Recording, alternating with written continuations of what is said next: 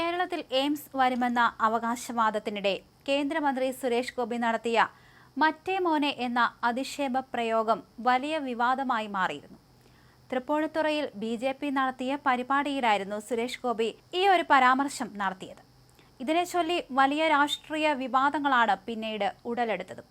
നിരവധി മുതിർന്ന രാഷ്ട്രീയ നേതാക്കളാണ് സുരേഷ് ഗോപിക്കെതിരെ രൂക്ഷ വിമർശനവുമായി രംഗത്ത് വന്നത്. കേന്ദ്ര ബജറ്റിൽ കേരളത്തിന് എയിംസ് പ്രഖ്യാപിക്കാതിരുന്നതോടുകൂടി വിമർശനങ്ങളുടെ മൂർച്ച കൂടി.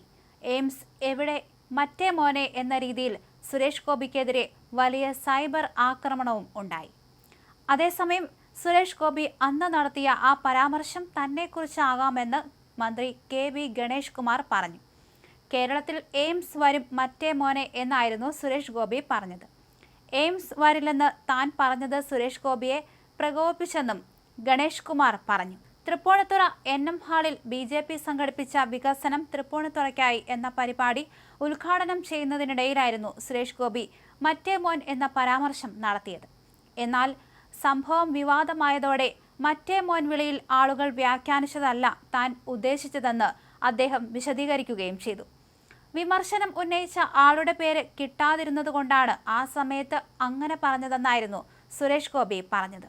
തെരഞ്ഞെടുപ്പ് സമയമായതിനാൽ മാധ്യമങ്ങൾ വേണ്ടാത്ത വ്യാഖ്യാനങ്ങൾ ചമയ്ക്കുകയാണെന്നും അദ്ദേഹം പഴിചാരുകയും ചെയ്തു.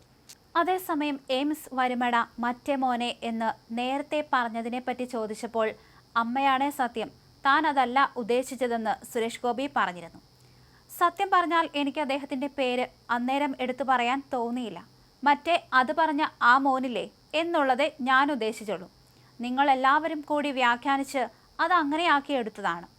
വിമർശനം ഉന്നയിച്ച ആളുടെ പേര് പരാമർശിക്കാതെ സുരേഷ് ഗോപി പറഞ്ഞു. എന്നാൽ എയിംസ് വരുമെന്ന് സുരേഷ് ഗോപി ഉൾപ്പെടെയുള്ള BJP നേതാക്കൾ ആവർത്തിച്ച അവകാശവാദം ഉന്നയിച്ചിട്ടും കേന്ദ്ര ബജറ്റിൽ കേരളത്തിന് എയിംസ് പ്രഖ്യാപിച്ചിരുന്നില്ല. എയിംസിന് പുറമെ അതിവേഗ റെയിൽ പാതയിലും പ്രഖ്യാപനമുണ്ടായിരുന്നില്ല. അയൽ സംസ്ഥാനമായ തമിഴ്നാടിന് 2 അതിവേഗ റെയിൽ ഇടനാഴികൾ പ്രഖ്യാപിച്ചപ്പോൾ കേരളത്തെ അവഗണിച്ചു. സംസ്ഥാനം ദീർഘകാലമായി ആവശ്യപ്പെടുന്ന എയിംസ്, റെയിൽവേ വികസനത്തിനായുള്ള 7 അതിവേഗ ഇടനാഴികൾ, വിഴിഞ്ഞം തുറമുഖ വികസനത്തിനായുള്ള പ്രത്യേക പാക്കേജ് എന്നിവയെല്ലാം പൂർണ്ണമായും അവഗണിച്ച് കടലാമ സംരക്ഷണ കേന്ദ്രം മാത്രമായിരുന്നു ബജറ്റിൽ കേരളത്തിന് അനുവദിച്ചത്.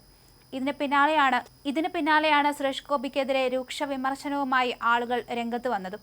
അതിനൊക്കെ പിന്നെയാണ് ഈ മറ്റേ മോൻ വിളി സുരേഷ് ഗോപി പറഞ്ഞത്.